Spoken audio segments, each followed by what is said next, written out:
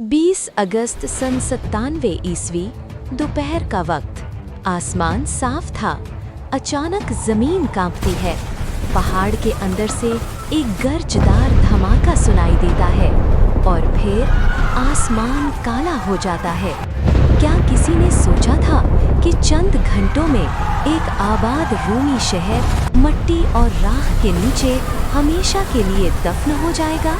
ये कहानी है पोम्पेई की, एक ऐसा शहर जो अपनी रंगीनी, तिजारत और तहजीब के उरूज पर था। एक लम्हे में तारीख बन गया। पोम्पेई इटली के जुनूबी हिस्से में खलीज नेपल्स के करीब वाक़े एक खुशहाल रूमी शहर था। ये इलाका उस वक्त अजीम रोमन एम्पायर का हिस्सा था। ये शहर समंदर के करीब होने की वजह से तिजारत का मरकज़ था। अंगूर के बागात, जैतून के खेत, खूबसूरत विलास, गरम पानी के हम्माम, थिएटर और बाजार। यहाँ की ज़िंदगी तेज़, खुशहाल और रूमी तहजीब की अक्कासी करती थी। लेकिन इस शहर के साए में एक खामोश खतरा मौजूद था। एक अजीम आतिशफिशां पहाड़, माउंट वेसुवियस।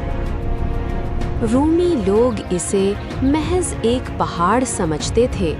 उन्हें मालूम न था कि ये पहाड़ सदियों से सो रहा था, मगर मरदा नहीं था। पोम्पेई की गलियां जिंदगी से भरपूर थीं। गलियों में रथों की आवाजें गूंजती थीं। दीवारों पर सियासी नारे लिखे जाते थे। बाजारों में गुलाम, ताजिर और शहरी मसरूफ रहते। आसारे कदीमा की खुदाई से मिलने वाली दीवारों की तस्वीरें और फ्रेस्कोस हमें बताती हैं कि यहाँ की सकाफती जिंदगी कितनी रंगीन थी। मुकम्मल तौर पर तरक्की याफ्ता निकासी आब का निज़ाम मौजूद था। अमीर तबके के पास ज़ाती हम्माम और बागात थे, मगर ज़मीन के नीचे दबाव बढ़ रहा था। सन 62 ईस्वी में एक शदीद ज़लज़ला आया। कदीम मौर्रिखीन के मुताबिक इस ज़लज़ले ने पोम्पेई और आसपास के इलाकों को नुकसान पहुंचाया।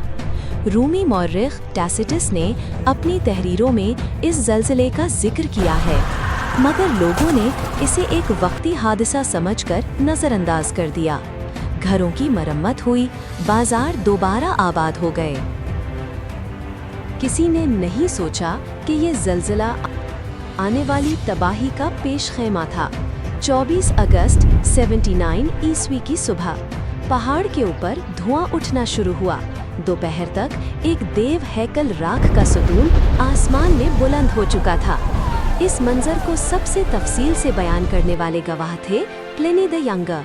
उन्होंने बरसों बाद अपने खुतूत में इस वाक़े को कलमबंद किया, खास तौर पर रूमी तारीख नवीस टैसिटस के नाम लिखे गए खुतूत में। प्लिनी के मुताबिक आसमान में एक दरख्त जैसा बादल नमूदार हुआ, नीचे तने जैसा, ऊपर शाखों की तरह फैलता हुआ। ये दरअसल आतिशफिशानी राख और गैस का अजीम सुतून था। पोम्पेई के लोगों के आखिरी लम्हात आज भी हमें पत्थर की शक्ल में नजर आते हैं। 19वीं सदी में माहिर आसार कदीमा जुज़ेप्पे फियोरेली ने राख में मौजूद खाली जगहों में पिलस्तर भरकर इंसानी जिस्मों की शक्लें महफूज कीं। ये दरअसल उन लोगों की जगहें थीं जो राख में दबकर गल सड़ गए थे, मगर उनके जिस्मों की शक्ल महफूज रह गई। कुछ दरवाजों के करीब भागने की उम्मीद में शहर मुकम्मल तौर पर राख और पोमिस पत्थर की कई मीटर मोटी तह के नीचे छुप गया। करीब वाक़े शहर हरकुलेनियम भी इसी अंजाम को पहुंचा। पोम्पेई तकरीबन 1700 साल तक जमीन इनके नीचे दबा रहा। 16वीं सदी में पहली बार इसके आसार मिले और बाकायदा खुदाई 18वीं सदी में शुरू हुई। आज पोम्पेई हमें रूमी जिंदगी की सबसे मुस्तनद झलक फराहम करता है। घर, बाजार, खाने के बर्तन, दीवारों की तहरीरें, हत्ता के रोटी के टुकड़े तक महफूज मिले। ये सब इसलिए महफूज रहा क्योंकि राख ने हर चीज को बंद कर दिया था, गोया वक्त रुक गया हो।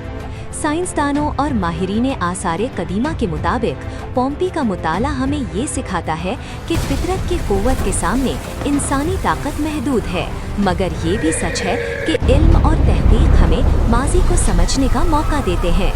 पोम्पी की तबाही हमें याद दिलाती है कि शानदार इमारतें, ताकतवर सल्तनतें, तरक्की याफ्ता शहर सब फ़ानी हैं, मगर तारीख़ मिटती नहीं। आज जब सयाह इन खंडरात में चलते हैं, राख में महफूज कदमों के निशानात देखते हैं, तो एक सवाल अब भी गूंजता है, क्या हमने माजी से कुछ सीखा? पहाड़ आज भी मौजूद है, वेसुवियस अब भी जिंदा आतिशफिशा है।